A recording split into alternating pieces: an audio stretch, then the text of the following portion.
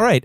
Joining me now to talk about her experiences at UCLA over the past week is Anny Viloria Winnett, a UAW 4811 ASE trustee and a graduate student worker at the UCLA School of Public Health. Anny, welcome to the show. Thank you for having me. Anny, I want to get into your experiences over the past week at the protest encampment at UCLA. But before we get into that, could you just tell our listeners just a little bit about yourself and how you became to be at UCLA and how you became to be involved in this protest? Yeah, for sure. So I am a PhD student at UCLA. I have been there for 5 long years. I study and research housing, and housing is related to people's health. And being in Los Angeles, I think studying like the housing crisis is sort of like an obligation. I've also been involved in my union for quite a while. I signed my union card when I first came for my orientation, but jumped fully on board when we were getting ready for a strike authorization vote in 2022. And have been an active organizer in our union, UAW 4811, since then. My relationship to the encampment and to any other organizing that is for Palestine and for freedom comes because I understand that workers everywhere must stand together if we don't want to fall. And beyond, I think that's basically like big picture because of my union involvement, but also because I understand it to be part of everybody's liberation to fight for Palestine. Now, Anny, what can you tell our listeners about what you experienced at the UCLA encampment over this past week? I know our listeners have been, a lot of them watching, on the internet and elsewhere, scenes of both the police crackdown on this encampment and then also the vigilante assault on the encampment. So as someone who was there, what can you tell us about what happened over the past week at UCLA? It was the progressive escalation of violence against the encampment. From day one of the encampment on Thursday last week, there had been, at the beginning, a smaller mob of counter-protesters who had shown up to be aggressive, to be disruptive. On day 2, it got a little worse. On day 3, on Sunday, counter-protesters held a Zionist rally on our campus right outside of the encampment. They installed this massive Jumbotron screen where they were just playing loud music to disrupt people in the encampment day in and day out throughout the night. On Sunday, that rally got actually fairly heated. The counter-protesters were bold. They were aggressive. They were pushing us around. They were kicking us around. I mean folks like myself and other students and union organizers who were on site trying to protect the encampment from what we knew was going to be a disruptive rally. And nothing happened. At that Sunday rally. They were able to do as they wished with us, throwing students and community members around with full impunity. And so what happened on Tuesday night, I think, is just the natural progression of this mob showing up and doing whatever they please, no consequences. Earlier that afternoon of Tuesday, the university has sent an email saying that the encampment was unlawful, that they wanted us to disperse. Once we got that email, we thought it was the university giving permission to whoever wanted to attack, that they could. That evening, I think it was around 10 p.m., when we heard the first fireworks go off. Somebody threw fireworks into the encampment. And from then on, it was mayhem. It was a continuous attack. There was Zionists were pushing people around. They were trying to break through the barrier. They were macing us. They were just trying to fight anybody who was getting in between them and destroying the encampment. And when all of this was happening, campus police was standing around watching it go down. What the students and student workers inside the encampment were fighting tooth and nail to stand. That was a pretty horrible night. Now, yeah, I mean, whether it's UCLA or any of these other college campuses, the line that you'll hear from the administration and their advocates in the media is that, of course, these these encampments are unlawful and they need to be cleared out because it's a safety issue for the students who attend these universities. What do you make of that line in light of the fact that, as you just described, that campus police and LA police basically escorted these vigilantes and gave them free rein to attack students for a full night at UCLA? Mm-hmm. Yeah, I mean, I think it's not the first line that I hear the media that comes in support of this institution paint something for what it's not. If they care about people's safety, if they care about our safety, we wouldn't be dealing with the kinds of violations in the workplace that we experience every single day. If the university actually care about safety, something would have happened when back in October, I got attacked by Zionists in the parking garage of my own building.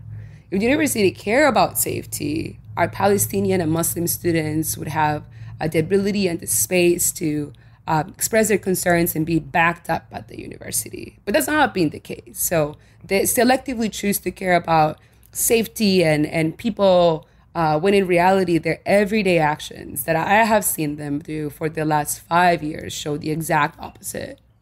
You say you were attacked in the parking garage of your own house. Was this university housing or was this off campus? And what was the circumstances that led to you being accosted? Oh yeah, so no, it was my building meeting in campus, like where I work. We had organized a rally back in late October, early November, on our campus in support of the Palestinian struggle. And even at that rally, like 6 months ago, there were already Zionist agitators who were coming up to our campus, showing up and attacking our students. And as I was walking between my building and where we were holding the rally, a group of Zionists came up to me, grabbed me by my kufiyyah, threw me around the ground, stood above me, laughed at me because they knew I was kind of terrified, and then walked away. And the same attacker showed up just 30 minutes later to the rally that we were holding and just got away with standing there looking at me in the eye as I knew they had just attacked me because campus police did nothing that day. How would you describe the counter-protesters, the people who assaulted you? Like, I mean, do you have an idea about where these people, like who they are, where they're coming from? Are these local people from Los Angeles?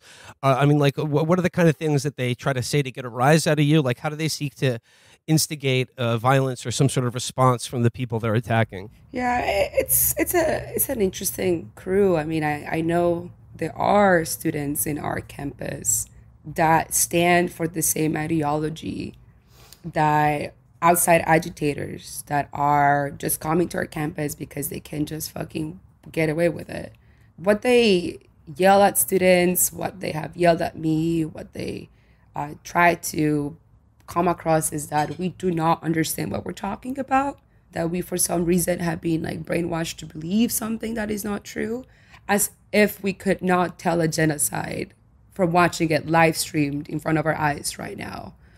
It's just this delusion that we are just, we meaning all of us who are standing up for Palestine and taking on the streets and taking over our campus when necessary, that we do not know what it is that we're fighting for, when in reality they cannot tell us that what we're watching is not plain-faced genocide, occupation, and colonialism. One of the complaints, and by complaints I'm being obviously very generous to the side whose point of view I'm seeking to render here.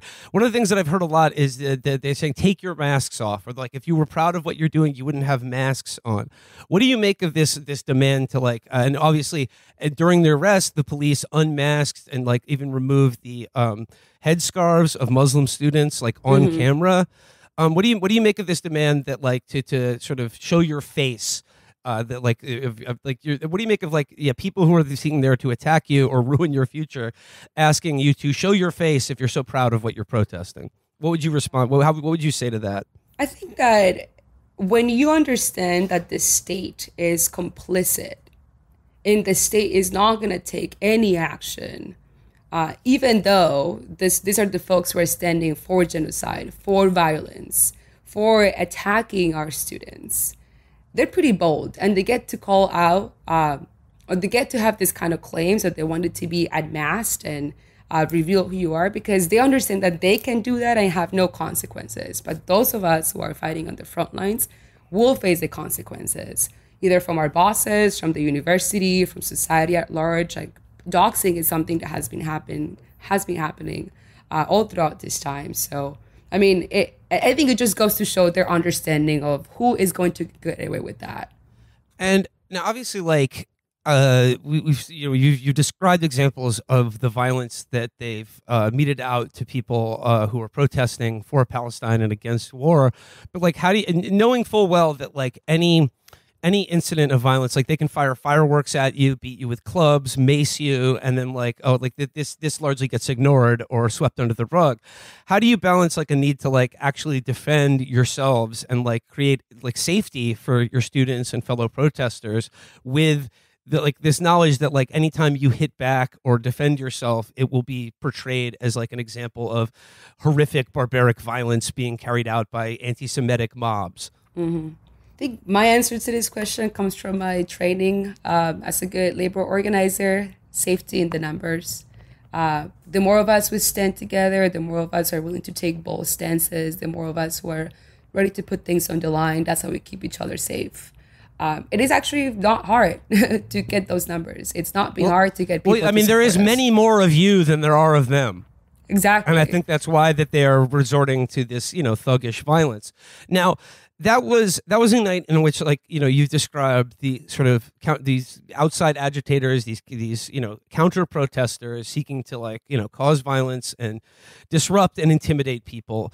But then like the following night, the police had their turn. They had their go at doing the exact same thing, but they did it with even more sophisticated weapons. Could you describe like the police response that followed the attack on the encampment by vigilantes? What happened that night? What did you see? Were you arrested? Did you see anyone get hurt? What was the police response like? Mm-hmm. Our campus was quite literally a battle zone on Wednesday night. I was on the outside of the encampment because after what we experienced on Tuesday night and after we saw what this criminal mob got away with, we knew they were going to come back and we knew the camp was under attack. So as union leadership, we got together that early on Wednesday and we decided that we needed to hold an emergency rally that evening to defend the camp. Expecting something but not knowing what. What happened was that hundreds of police officers descended on our campus. There was helicopters all around us. There were buses that were getting ready to arrest people stationed near the camp. The camp was holding the line, holding strong. We had so many people showed up to our rallies. So many people were standing outside, and the one goal that we had for our rally was to protect the camp for as long as possible. Like we said, because we had the numbers, we knew they couldn't just come in if many of us were standing. But they were ready to wait us out. We were sitting on the steps. We staged a sit-in starting at 5:30 p.m. It was probably around midnight that the armed police actually enter the camp, but they were turned around. Like the first time that they entered, they were turned around because the folks who were in the camp just stood together, stood strong, and they kicked them out of the encampment. They had to leave. They had to regroup. But they came back again, just more fierce, more fearless, and broke through the barrier a second time. So I was standing outside the entire time because, again, we just wanted to get as many of our community members, supporters, students, folks who were inside, ready to defend the camp and ready to record what was happening because we knew the narrative of the night was again going to be twisted, again going to be painted as something that it wasn't. And it was. I mean, it was pretty damaging to the university that they allowed something like that happen. But I think it was even more damaging for our students to see that the university much rather sends police to attack peaceful protesters than negotiate with us in good faith. Anny, this is a question in conducting these interviews with various people involved in these protest movements at universities. This is a question I keep returning to, which is, what do you think accounts for the UCLA administration's absurdly disproportionate response to not just protests in general, but this protest in particular, and the message of Palestinian solidarity and like a movement of liberation for the people of Palestine. It is very hard for me to imagine the same university would allow fascist mobs or the police to attack, let's just say, like a regular anti-war protest, for instance, if it was just a war America was directly doing instead of just funding. What do you think accounts for this, like the really harsh and immediate need to crack down on these protests rather than negotiate even in bad faith to sort of sweep it under the rug? The University of California is a $40 billion institution. It is the largest landlord in the state of California, the largest employer. It is our healthcare provider, and it is somehow, apparently, our education provider. But in reality, the University of California is a massive business that prints diplomas every now and then for the folks that put themselves through debt to get that diploma. It is very clear to me that the university has an economic interest, an economic investment in protecting the kinds of financial returns that they get from their funds that are invested in warmongers, in arms manufacturers. We don't know the extent to which these investments exist because there is simply no transparency. And so the demands that we're putting forward, the demands that the camp is putting forward, the demands that the UC Diverse Coalition has been putting forward is attacking the bottom line. So if you ask me what they put up such a big fight, it's because their money is on the line. It is because their interests are on the line financially. And that's something that they're willing to bring a militarized force into our campus to defend. Were you arrested by the police? And if so, could you tell us what that was like? And also, like, have you heard from other people at the protest encampment who were arrested? And what can you tell us about what the experience of being arrested by the LAPD was like? I mean, are they out now? What sort of, are they facing charges? And like, what was the overall, how were their interactions with the LAPD on that night? How would you characterize them? Yeah, I was not arrested that night. I was outside of the encampment the entire time just for support and recording what was happening. We know over 200 of our students, community members, faculty, student workers were arrested. We know the experience were horrible. We had students who were shot with this, what is it called, like bullets? Rubber bullets? Rubber bullets, there we go. Student lost a finger. Students were shot in their heads. The violence of the arrest cannot be understated. There were elderly people. There were, older folks who were, faculty who were standing in solidarity who were arrested and were basically like dragged out of the encampment without any regard for their safety, without any regard for the fact that all of us were unarmed. We're, just like students holding fucking like little plastic bags or plastic boxes to defend ourselves. The treatment that people received that night is emblematic of the violence that we know LAPD to be capable of. Everyone was out by the end of the following day. So by the end of Thursday, everybody who had been arrested was out. I don't think I know the full extent of all the charges that were brought against them, but I have to say for this point, the kinds of support that we got, again, not from the university, but from our union and from other community people that showed up to provide legal support, legal defense, is what got most of my colleagues through that full day. Anny, I was struck by something you said earlier about your experience as a union organizer in terms of the safety is in numbers, and you don't really need to fight back when there are more of you than there are of them. Then you stand together in numbers, like that is your safety. Is there anything else that you have brought from your experience as a union organizer to this anti-war movement in terms of organization, tactics, and just overall like message of solidarity that you think would be helpful to like these ongoing protests? Yeah, absolutely. I mean, I like I said, I do feel like all of us who are in the labor movement have many tactics and also many lessons to bring to the table. I think first with the lessons is that we understand our enemy. We understand the boss. We understand the university. We understand the lengths they're willing to go when it comes to disrespecting the agreements that we come to terms with them in the form of our contract. We understand the kinds of retaliation that we face from the university when we stand up against one of our coworkers' rights being violated. We understand the fact that the university will put out statements that do not reflect the truth of our working conditions. And so because we understand that, I feel like we can come into this student movement with a sober and clear understanding of what it is, what we're up against. We also have to put up big fights that at some point seem impossible to win. At some point, it feels like this is an uphill battle. Is it worth fighting for? But as a union organizer, we know that when we fight, we win, right? That we can stand up with bold claims.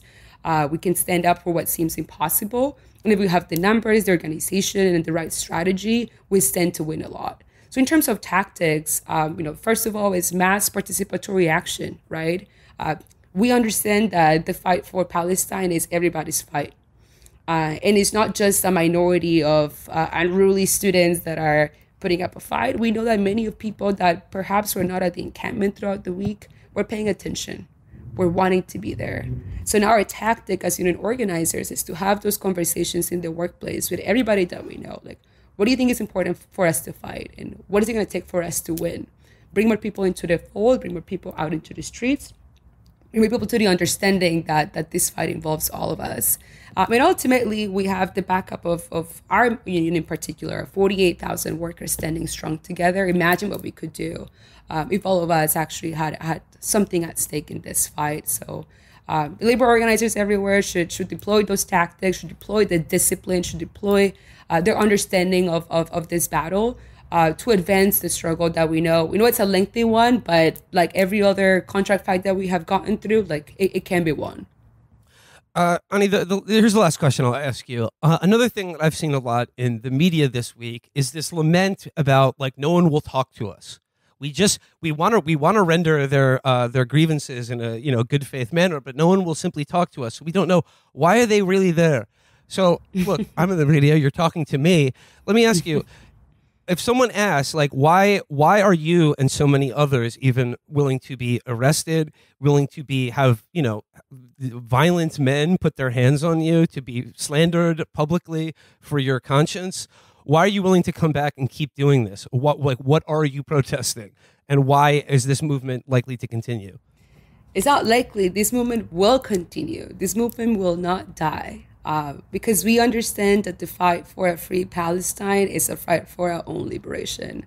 I'm out there fighting for Palestine as a young person, as a worker, as a woman, as an immigrant, as somebody who deeply loves the people's struggle. I think that it would be a misunderstanding to say that those of us who are fighting because. I think we understand that there's also a war waged at home against the working class, against single mothers, against all of us who are uninsured, against all of us who cannot afford our medications.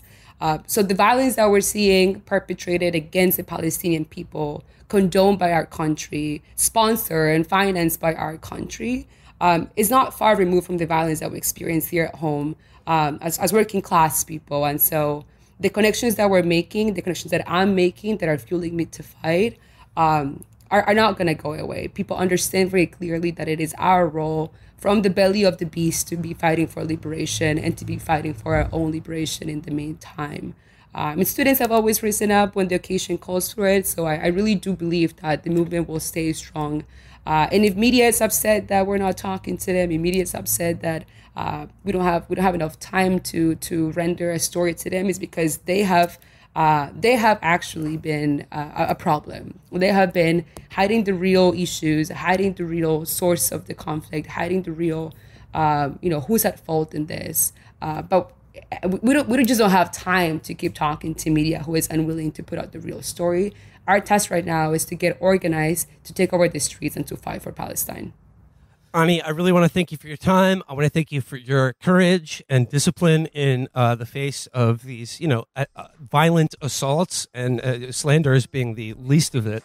But seriously, thank you for your time and thank you for everything you're doing, and good luck going forward. Thank you. I appreciate you.